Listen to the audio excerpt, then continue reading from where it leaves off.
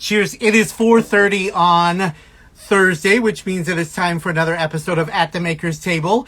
Today, I'll be joined by Jovy Rockey down in Winona.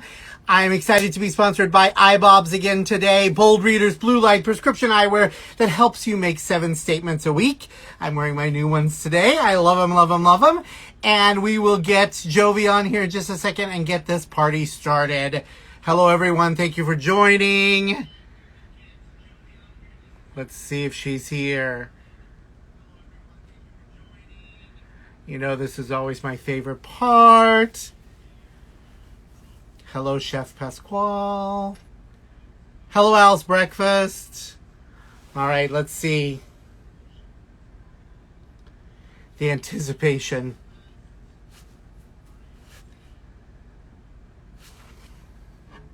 Ah, there she is. Let's get her in here.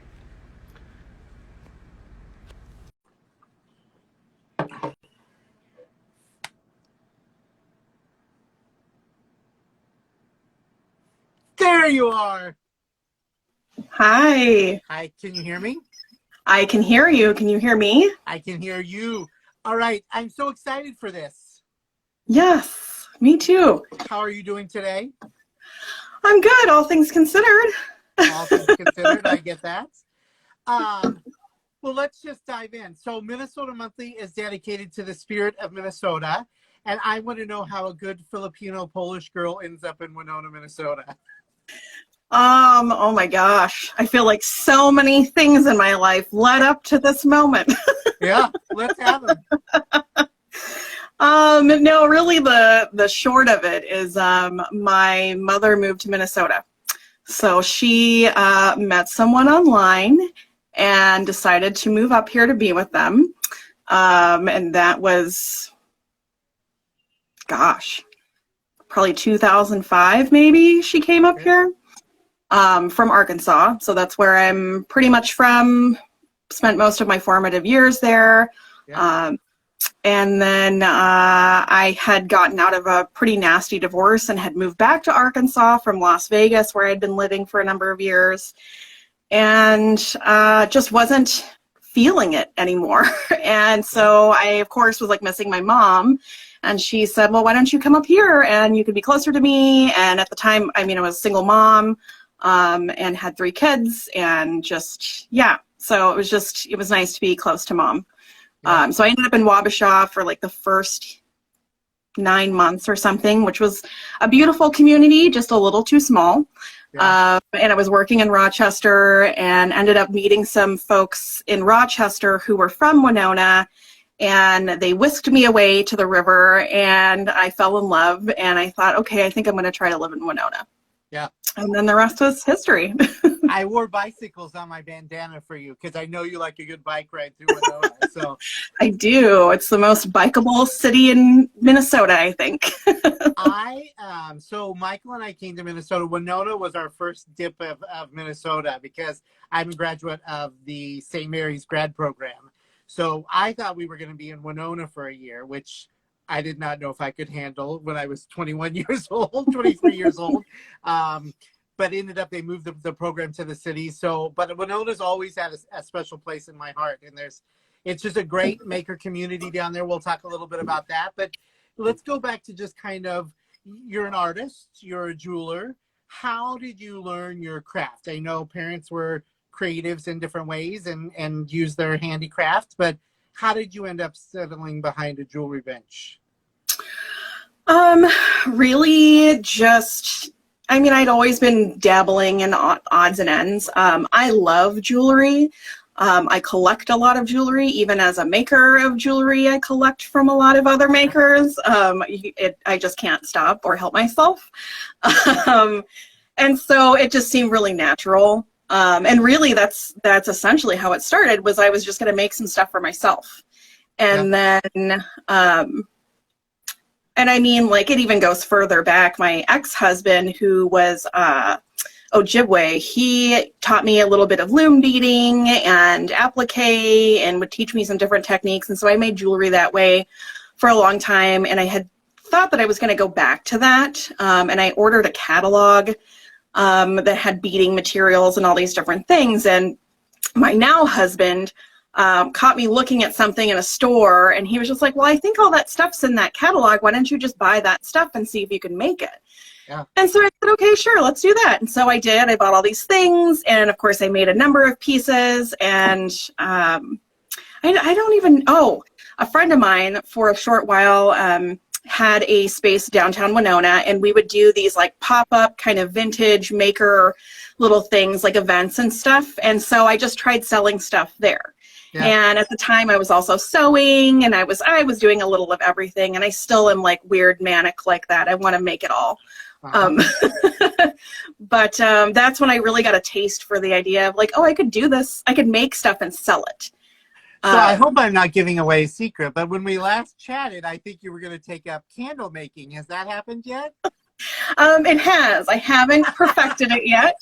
It is a shout out to all the candle makers out there, because it is not an easy, you think it's just like mix it, pour it, or melt it, pour it. It's really not. Yeah. It's temperamental a little bit. So, and I've been working with beeswax, which is even more so. But thankfully, I'm like on some craft forum where there's a bunch of candle makers, and this amazing woman who's been doing it for 20 years is like ready to hand out advice whenever I'm like troubleshooting stuff. So, but yeah. Let's talk about that one that's willing to hand out advice. Don't you find the maker community, and she's probably not in Minnesota, but especially in Minnesota, is so much about collaboration and lifting each other up, and even you saying you collect other pieces, than competition? I mean, and proof, we'll talk about the store, the gallery you have down there, but really it's just a beautiful community to be part of. Oh, so much so. I am so glad that I ended up choosing this career path while I was in Minnesota. Yeah. I have connected with a lot of makers from all around the country who are amazing, and I still have great relationships with, but there's nothing quite like the folks, like this tribe that's here. And I feel like this, doing the art festivals and traveling around the region and meeting different folks, like I feel very at home across the state. Yeah. And I try to express that to other people, where I'm just like, it's weird. Like, I feel like I can go to Minneapolis. I have a community there. I can go to Duluth. I have a community there. I can go to Grand Marais. I have a community there, and that, you can't really say that about a lot of places. And just let's talk about that Winona community. You've got Sanborn and Pillbox and just all those other great brands on the opposite end of, I guess it's Main Street, whatever you guys call it down there. It sounds so all-American Main Street, but I just love that place. I was down there, maybe a year and a half ago on the Sanborn weekend, and there was a kind of art festival all pre-pandemic. And was able to see your gallery for the first time. And I got this. This is one of my favorite. It says Ewaka Waka. Oh, yeah. From your one-eyed cat guy or whatever. Yeah, Jason from Baroqua. What would you tell people if they had an afternoon in Winona? What would you suggest for them to do? I would definitely hike the bluffs, either on the Holsinger trails or at the Sugarloaf trails. Yeah. I would walk anywhere you can get to the river, whether that is right on the levee, which is really close to downtown. And I would absolutely park your car somewhere and walk around downtown, hit the levee, go to the boathouse, grab a cocktail and some lunch. You can then head downtown, and there's a number of boutiques and shops. You definitely want to hit the Minnesota Marine Art Museum. That is like a must for Winona. It will knock your socks off, and you'll be like, what is this beautiful gem doing in this little community? Yeah. There's a lot of those. Your place is one of those. There is. You want to get a Blado's donut. Oh, I've never had one of those. Oh my gosh, are you kidding me? No. You're missing out. They're like the best donut in the state. I don't know. Those are fighting words for these Twin Cityans. Okay, and I also think they have to go kind of pay homage to the Watkins factory. It's just such a beautiful piece of architecture, and it is, and legacy, such great history. Legacy, yeah, history. Yep. There's also a self-guided stained glass tour that you can take. We're also like the stained glass capital of the world. For real? Not many people, for real. We have a number. Stained glass? I have entertained the idea, but when we say stained glass capital, we're talking like Mecca, like churches from around the world send their glass work to be repaired. There's a few studios here that have been around for a really long time, and they are just like the who's who. And so there's a lot of that stained glass work in different buildings all around Winona. I didn't know that. Yeah. I used to work for Visit Winona, and so I got to like, you know, be like pumped for all of this knowledge of like, what do you do? Where do you go? Well, and I didn't know how to bring this up, but we'll say. So you were a jeweler, you have a gallery, you used to work for Visit Winona, whatever, and you ran for mayor. And I ran for mayor. Yes, I did. I wish you would have won, even though you wouldn't have been my mayor. I wish I would have won too. It's bittersweet, you know, and that's what I tell people, because I still have folks who they'll come into the shop and tell me how disappointed they were. And but you know, the beauty of that campaign was how many people became so engaged with local politics who never cared before. Yeah. And really, you know, if there's anything that happened within that campaign, it was the ability to prove a point that you don't have to look a certain way, talk a certain way, have a bunch of money, have a long family legacy here to run for something, to be a part of public office, to make a difference. Yeah. And that was really important to me. And also just to like acknowledge that there's marginalized people in the community and that their voices deserve to be heard.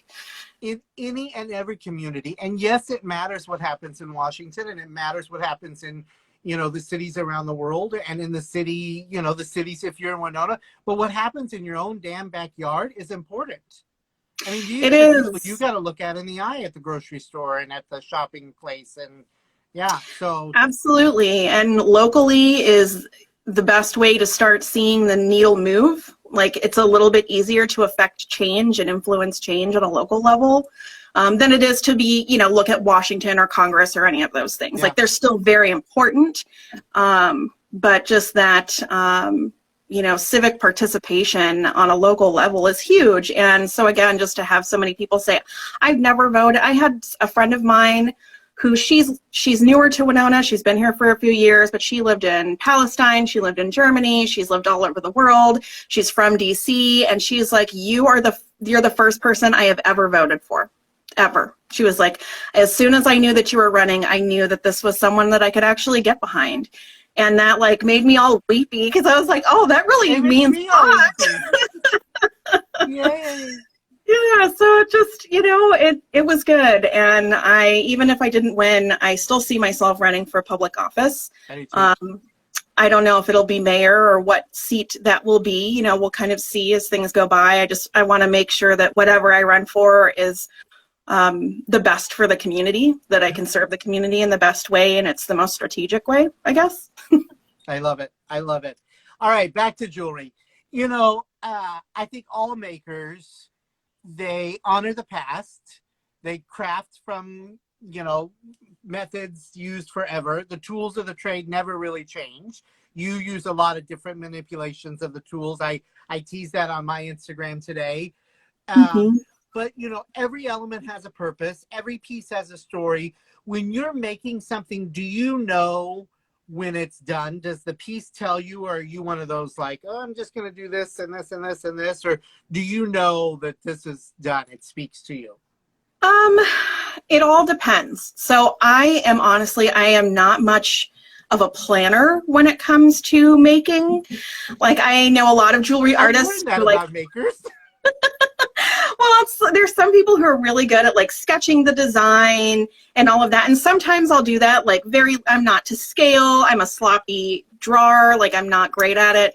But if I want to remember something, like, I don't know. And it just like occurs to me sometimes when I'm falling asleep, sometimes when I'm making other things and I see a shape and I'm like, oh, this could go with this. So I'll just start like cutting pieces out or, you know, and then start playing with it to get to like whatever that thing is. And then, yeah, sometimes it's like, oh, maybe if I add this texture to it, it'll enhance that a little bit more. Or sometimes I just am like, nope, we're not going to do any more. We're going to keep it super simple, which has become really resonating for people. I've found, like, doing the festivals and stuff were so great because I got to hear like their feedback in person and, you know, in live time, real time. Yeah. And for people to say like, oh, I appreciate that, like, you held back, like that it's simple, that it's just like a silhouette, that it's one bead, that, you know, or whatever it is. And so I definitely, even in this newer stuff that I'm working on as of late, like I still am trying to like keep that sense of like, I don't want to overdo it. We're not going to add a whole bunch to it. We're going to try to keep it simple and about the shapes and the form. And I wrote in my notes about you, like, it can be simple, but it can be bold. Like, it absolutely can make a statement. And I think, you know, we talk about wasteful fashion, and I think there's such a thing as wasteful jewelry too. But I think you don't create that kind of jewelry. I think that your jewelry is that it can be every day, but it can also be that I got to be a badass today. I'm going to put this on. Definitely. And that's the beauty of it. It's transitional. It can go from day to night. Do you think, here's a thinker for you. Does your jewelry define the person, or does it take on the personality of the one that's wearing it? That's a good question that I've never thought about, I guess. I like to throw one of those head scratchers out there. Yeah. I mean, I think it can be a little of both. You know, on one hand, I think the jewelry can make the person, because it can make, you know, for me, like, jewelry goes with my mood. It makes me feel bold. It makes me feel beautiful. It makes me feel powerful sometimes. Like, I love kind of bigger earrings when I'm feeling like real sassy and authoritative. Like, every one of those mayoral things that I did where I was speaking in a forum, I was wearing big earrings. Yep. I would probably wear big earrings if I wore earrings. But then also, you know, even with like the super simple silhouettes, there are people who take that and, you know, how they accessorize it and how they wear it and what they're wearing it with takes on their personality, I think. Yeah, I think absolutely. What does it mean to you personally to be a maker? It means a lot. It means that I have autonomy. It means that I have an ability to express myself, and it gives me a platform to do that. It also is a way of building community, whether it's with makers or the people that, you know, that my patrons, you know, my customers, the people that want to buy my jewelry. Yeah. It's a lot of different things. Yeah. Tell me about that grant that you had to create that art show.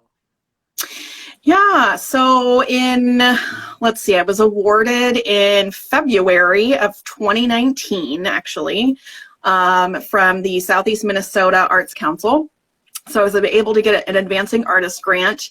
And with that, my project was called Adorned and Observed.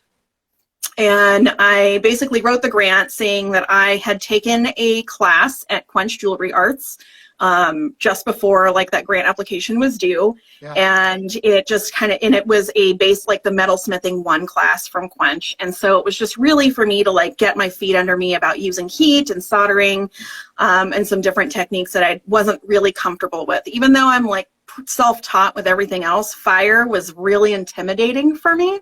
It still is. But you love it, don't you?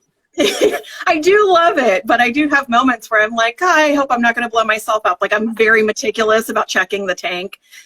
Not irrational, just meticulous. So yeah, I wrote the grant basically saying I took this class. It opened up this like creative part of me, and I'd like to explore it. And I asked to use that money to buy all of the tools that I would need to do that, basically, to buy the tank, the torch, you know, some other types of materials, and then to create 24 jewelry pieces and 8 visual art pieces. And the visual art I kind of threw in there because it was something that I had been thinking of. I had a number of customers who had asked me do you do anything besides jewelry? Because they loved the forms, they loved all of the shapes and things. And so I thought, well, this is an opportunity to explore that. Let's throw it in there too. So in total, I did 32 pieces. So 8 visual art and then the 24 jewelry. And then it was supposed to happen, my capstone event was supposed to happen at St. Mary's University in their art gallery. But unfortunately, with COVID, it just totally pushed everything out of the way, because that, even though I was awarded in February, I didn't actually start the project until the following year. Yeah. So yeah, I just did something online and kept it simple and tried not to stress too much about it. Yeah. I have those pieces for sale, so I still have some of those visual art pieces. Not many of the jewelry pieces are left. A lot of those have sold, but it was such an opportunity, and I was really thankful that that grant was available to me, because it really did. It afforded me to buy some larger tools, like some bigger priced tools, and now I have those and in my arsenal to keep working. Let's talk a little bit about, and it's been a long time since I looked at it, but Mary Jo last week talked about grants in Minnesota. So there is the Minnesota State Arts Board, and then there are these regional art councils. And each one of them is an awarding body. And I think we have one of the best platforms in the United States on arts. And one of the first things that I did through St. Mary's was go to the Capitol and lobby and talk about how important the arts funding boards are. And I think that's what's so interesting is, in some other states, all the money stays in the metropolitan areas. And because Minnesota set up those regional art councils, it goes to every corner of the state. And I think that that's really great. And people like you get to benefit from it. Yeah, it's amazing. I had read some sort of statistic a while back that Minnesota spends more money on the arts per capita than any other state in the United States. Yeah. Which means we really value it. And then, yes, to have the regional arts councils to make that funding available to rural communities is huge, because then we get to create programming and projects and help artists continue to move forward in their own communities. And that's really impactful. And I think you said it, you just said, rural community, but geez Louise, people, it's an hour and a half from the cities. It's a great escape and a great overnight. And I think when you get down in southern Minnesota, you've got Winona, you've got Lanesboro. I mean, great theater companies and great art galleries and great, just everything is down there. And I think that it's a different aesthetic. And rural doesn't mean Catlin and Paul Bunyan. I mean, it can mean really refined, beautiful, fine art. Definitely. And there are great things. Caledonia, I would love to shout out to them, because they're doing some pretty cool things. Mainspring is a venue that opened up, and they were doing music and all kinds of programming. And I think they're still trying to stay within that direction, and keep moving forward through the pandemic. But yeah, I mean, there's a lot going on in Southeast Minnesota that. And your Shakespeare company down there in the summer. Shakespeare Festival. Winona is the city of festivals. Yeah. I think that should be our tagline, actually. But it's stained glass. You've just conditioned me that it's a stained glass capital. It can't be festivals now. I mean, it is that too. It's so much. Tell me when did you think you really found your voice as a maker? I mean, what have you made the longest? The jewelry? The jewelry, yeah. Okay.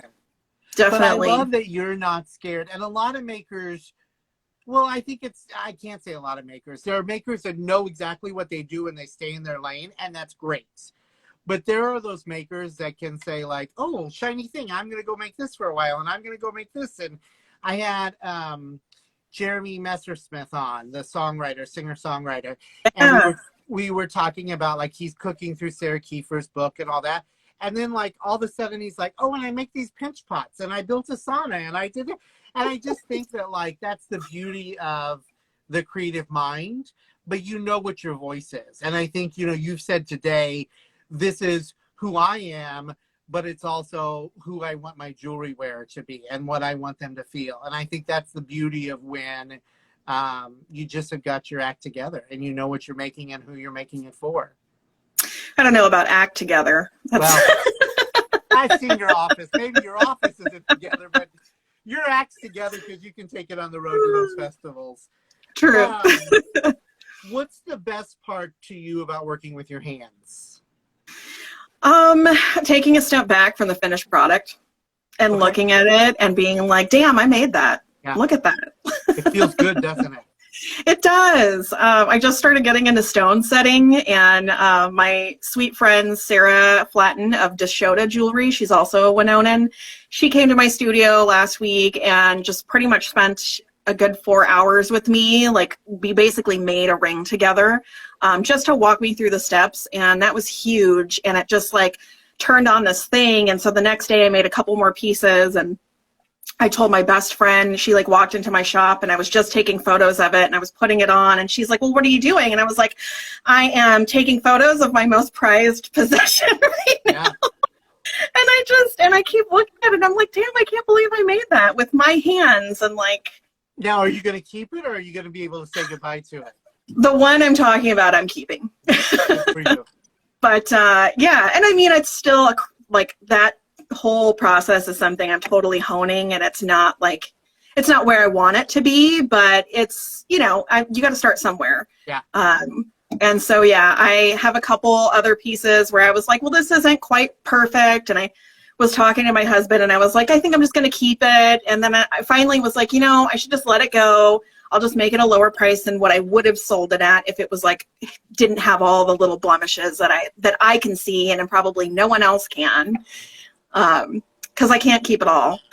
And I think the makers, I would keep it all. I always say, like, we're a toad short of hoarders in our house, because all these makers give me their wonderful goods, and I think, like, I can't get rid of that. I know. I've been in that studio. I know that person. So if I was a maker, I would probably never get rid of anything. But what's so funny is I think oftentimes makers keep the pieces that they don't think are good enough to sell. Yep. But they still mean so much to them. You know, like when I talked with Fringe and Fettle Joanna, like she said, like, you know, my salad bowls aren't perfect, but they're still mine. I made them. And it's still such a proud moment for you. Definitely. Definitely. What do you do when you don't feel creative? Oh, I actually just went through a major, I feel like campaigning and everything like moved my energy to something else. And so I wasn't really focusing a lot on my craft. Okay. After that, it was holiday season, like post-election, it was holiday season, focused on like the brick and mortar, and then still didn't make anything. I closed for January thinking that I was going to take all of this creative time. I was going to organize stuff and do all these things. And I struggled with that. I think in part because I later found out that I was borderline anemic and had vitamin D deficiency. Oh. So that was one thing, but, and also pandemic, you know, just everything compounded. So it was really hard. And when I didn't feel creative, I just organized. I organized like all of my tools. I was organizing the wire and all of my stones and just like moving stuff around. Moving stuff around. Look at all this beautiful stuff I could work with. Yeah. Well, and sometimes then it would feel like, oh, maybe I could make this or maybe I could make that. But it like, at least organizing it felt like I was productive in some capacity. And then the things were in a more sensical way that when I did sit down to make something, I knew where everything was and I could just like start putting it together. I saw this New Yorker cartoon the other day that said something like, here, I just made 6 little piles of paper for the next time we go through papers in our house. And I was like, yep, that would be me. Oh, yeah, me sometimes too. It's 6 little ones, and sometimes it's one big one. Exactly. How do you find peace? I think you're a peaceful person. And I am. Yeah. I'm also like kind of cynical sometimes. I mean, That's good too. I'm a little of everything. Like, I mean, I have an amazing therapist, so that's one thing, which is really important in my life. But yeah, I mean, I have gotten really comfortable with boundaries and the ability to say no to people when I don't want to do things. I mean, I do say yes to a lot because I'm a mover and a shaker. I want to see progress. I want to see things happen. So whether it's like community organizing or working with other people or collaborating or offering my knowledge to someone else, I often say yes, but I don't know. I find peace in, I guess, accomplishment in a sense. And then also just, if I need to say no, then I need to say no. And I'm totally okay with that. Yeah. Good. What are your influences? For jewelry, it's a lot of mid-century artists. So Okay. Art Smith, I really love. I don't know if you're familiar with him. Yeah. His jewelry is amazing and definitely more statement, I think, than mine, but that sense of shape and form is really big to me. Alexander Calder, too, was also one. Just like, again, simple organic shapes, lots of spirals. And that was really resonant in my early work. And then a lot, I cannot think of his name right now. I think Hansen is the last name. He was a Danish jeweler, a mid-century jeweler that also just like simple forms, kind of organic, kind of geometric, but you know, I love shapes. And so I found that like as I honed my craft, especially with the wire, that I really pride myself in the ability to make shapes not perfectly, but just really uniform. I get really anal about it, actually. But it also taught me like how to correct mistakes, how to make things even, how to change the shapes so that they're, you know, and I use some unconventional tools. Like I use pieces of PVC pipe that are like different sizes, different girths to like make round shapes. And then the tension that's built on that wire by forming them around, you know, it's not the exact size. I don't know how to explain it. It makes sense because I taught and learned at the same time a macaron class last night with Nicolette from Nicolette's Macarons. And all the ones I piped after they came out, she's like, now match up the tops and bottoms. None of mine matched up.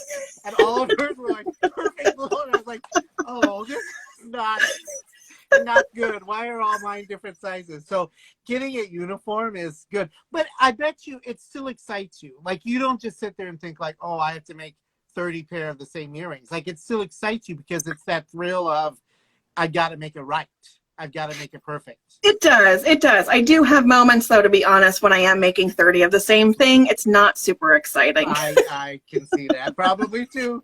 But also in the end, to see 30 of the same things look the same and look really good, that is also really satisfying. Absolutely. Do you listen to music while you work? Music or podcasts. Okay. What kind of music? Oh, I am all over the place. I'm a 90s kid, 90s hip hop and R&B. Like really, like I get down, I'll dance when I feel really good, you know, like Missy Elliott, Erykah Badu, like those are like my heart and soul. Okay. What is so funny is I ask this question of a lot of people, and hip hop is like one of the most common things. You know, the nut butter people, that's what they listen to. And I'm just like, I'm not a hip hop person. So it seems so like unusual to think of these people making hip hop. But if it gets the job done, that's great. I mean, it does. I mean, I'm pretty picky about my hip hop. Like they have to be really great lyricists for me to listen to their music. So it can't just be anything. And not much of what's happening today is for me. Who's the flip it and reverse it person? Is that Missy Elliott? Yep. Yeah. I can see that. I like that one. Okay, I want you to describe your studio and then I want to show it. But let's wrap up before you mask up. How important do you think it is for makers to have their own space? Because so many of them start. I still think you can get the job done on a dining room table after the kids go to bed, but it's important to find that space somewhere sooner than later. How important do you think that is? I think it's really important. I mean, I say that, and I've only had my own space for 2.5 years. I spent that initial 6 or so years in my basement, in the corner, We had found some cabinets from the Restore that my husband installed for me. And so it was like 2 little side cabinets with a bench that he built, and then a couple cabinets like up on the side where I could store things. And like, that was it. I had like a little bookshelf next to like where the laundry chute like comes down. You probably had a hot water heater and laundry down there. Oh yeah, all the stuff. And you never know. Yes, it was not ideal, but it did give me a place to work. And I mean, I definitely still use the kitchen table from time to time. The internet was really shoddy down there. So if I wanted to like, and I also sometimes like watch Netflix when I'm working, or watch, but you know, it's playing. And the internet was really spotty downstairs. And so sometimes I just like bring a bunch of stuff up and work on my kitchen table. But I found it harder to be productive because I would get distracted, because like I was right next to the washing machine.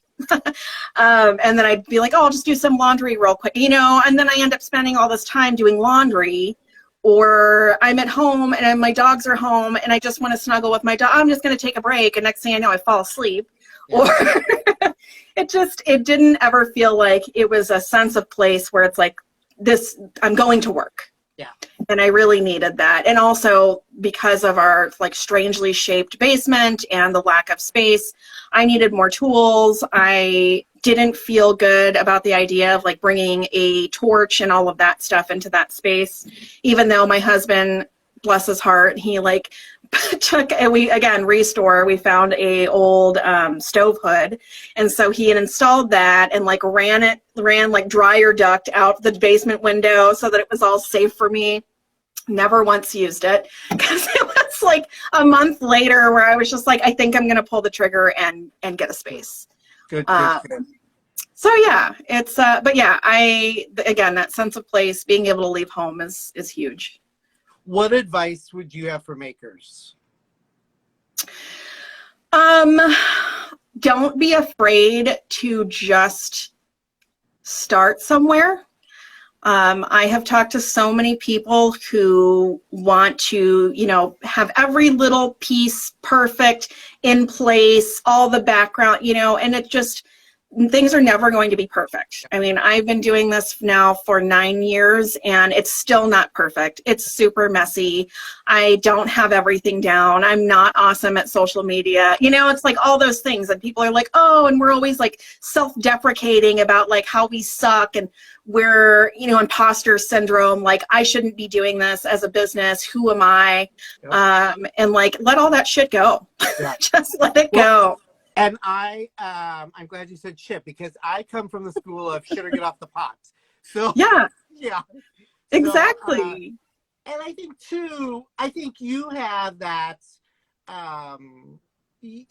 personality that you can just do. But I think you also have really surrounded yourself with people that tell you to do. Your husband, your parents, probably your kids. I think I met one kid that day down there. Yeah.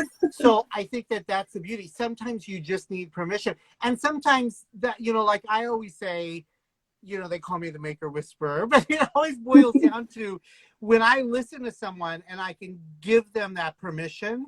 It's different when it comes from someone they didn't give birth to, they don't go to bed with at night, they didn't, you know, I mean, it's needing to hear that voice from someone, because you said it, that imposter syndrome, we have it. I have it. I just printed out 2 articles last night.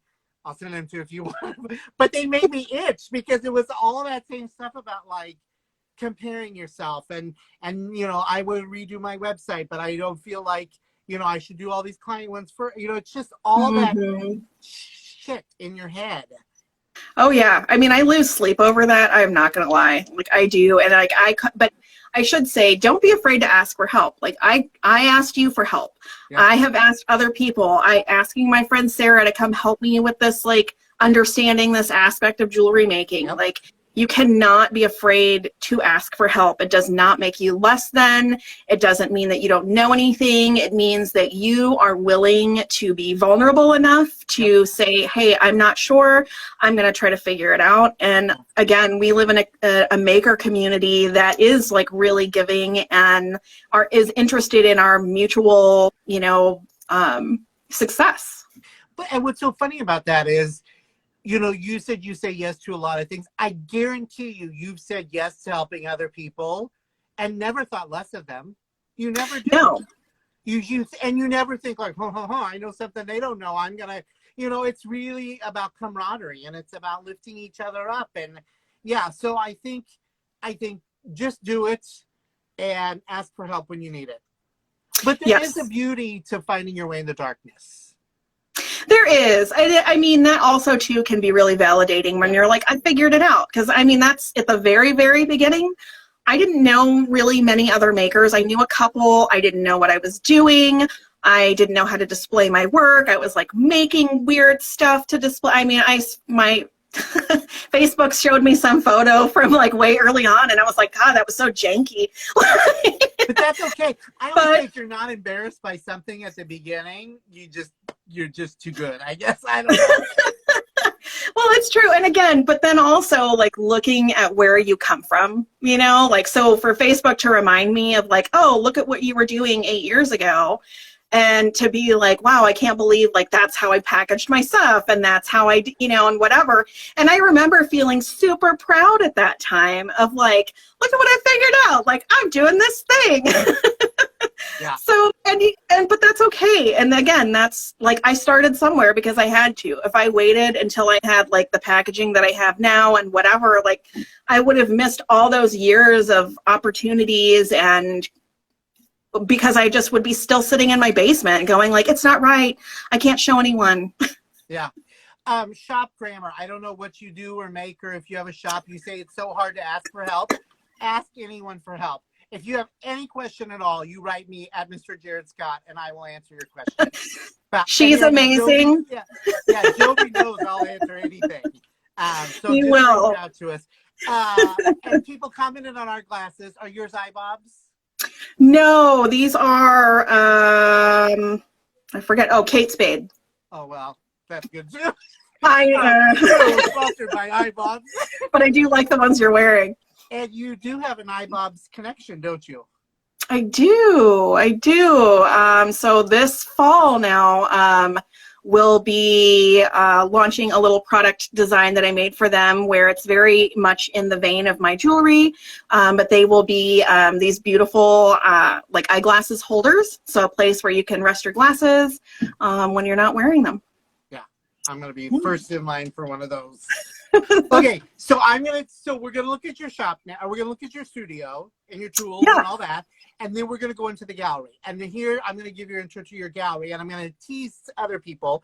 The gallery is this beautiful little oasis that you have curated down there. That is local makers, regional makers, national makers. You show stuff on there that I'm like, I love this. I started following them on Instagram. I want to get one of those little cross-stitch kits you had on there last year. But you really have done a beautiful job of just, and your pins, I'm totally onto that. The girl that does like the Monstera leaves, is it? Oh, yes. I don't know exactly how to pronounce it. Hemleva. Whatever it is. Yeah. I love her. She's out in Seattle. So beautiful space. So I want you to talk us through that. And working with you, setting this up, thinking you're a maker, thinking you have a store, is leading me to, I am doing 5 special episodes, like after school specials, of makers and shop owners. So makers that are shop owners too, coming up in April and May. So Golden Fig, Ace General Store. I wanted Christopher to do it, but he can't do it from Show and Tell and Upstate. Oh, yeah. But I think that's beautiful too, that there is also this great set of makers out there that are also showcasing and lifting up other people to show and tell and sell their wares. So mask up. I almost thought I had to put my mask on. I'm crazy. Let's mask up. I mean, you can. And show us around, and then I will wrap us up. Awesome. Well, last question. Yeah. It's always the stumper. If you could gift a piece of jewelry to anyone, one of your pieces of jewelry, who would it be? Oh my gosh. Are you familiar with the podcast Two Dope Queens? No.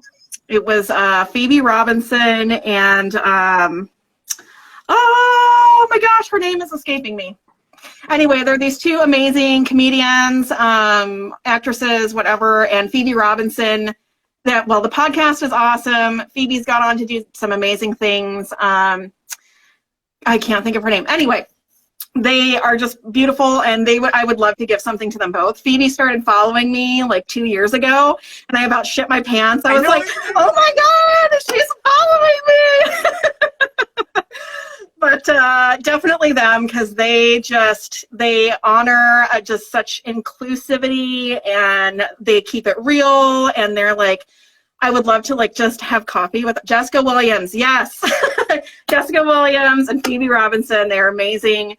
They don't make the podcast anymore, but like I said, they both got on to do some pretty amazing things. So. All right. I will check it out. All right. Yeah. Let's show and tell. Take us around. Okay. Let me get this off my stand here. Okay. So yeah, this is my office. It is mostly clean, actually. Show us that gallery wall. It is filled with work from other artists. Yes.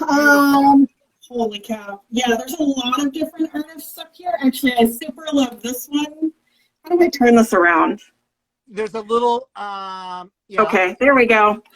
Laura Halza, I think is her name. She is another Filipino-American artist, and I just got this through Gamut Gallery in Minneapolis. Yeah. But this it's called Panay Pantry, and it's all these different foods that are just very common in Filipino culture. Oh, I love it. And stuff that I haven't seen in ages, and I literally cried when I got it because it made me think of my mom, who is now passed. And I can't eat a lot of that food anymore, but Rare Press, who's from Minneapolis, that's where a couple of them, Becca Worley, Sonoran Rich Boy from Arizona, Lovici from Rhode Island, Wolfhelm, she's from the Grand Marais area. I can't think of her name. I'm having bad word loss right now. That's okay. She is quite famous, but yeah. I'm loving that Filipino. Go back to that one, the food one. So what are they like condiments? They're different things. So like this Milo here in the corner is like a powdered milk. It's like a sweetened powdered milk. This is like a type of like coconut in the syrup. Chippy is like a shrimp chip.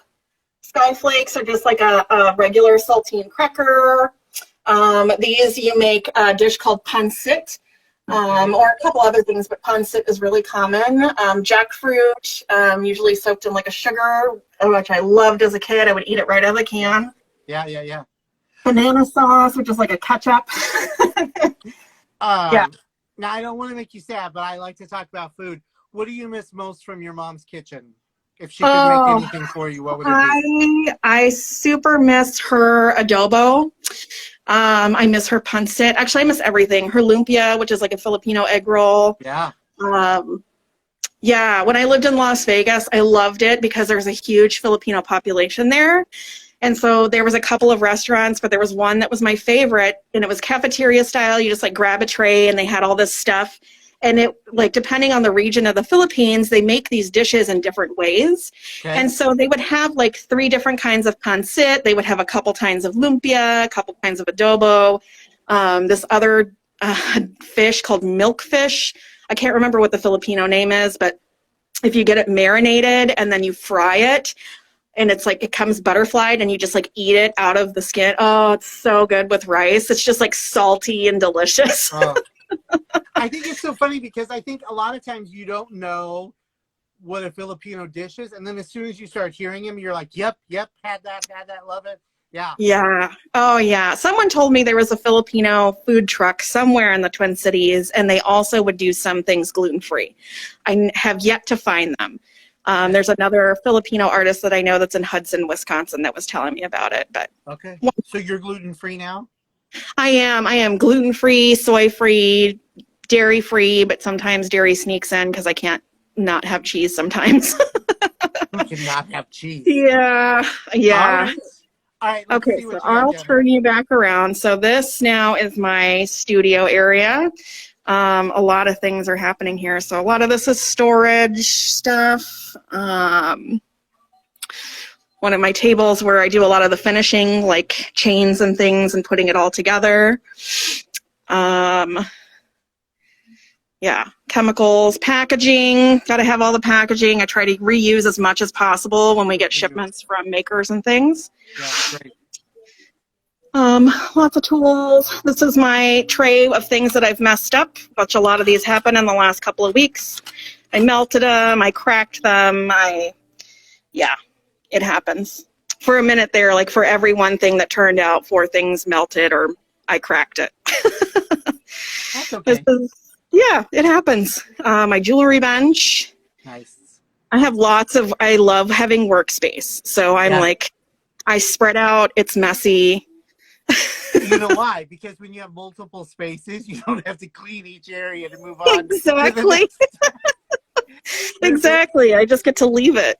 There's a jeweler in Omaha, Jamie Feinstein. Have you ever seen his stuff? No, I haven't.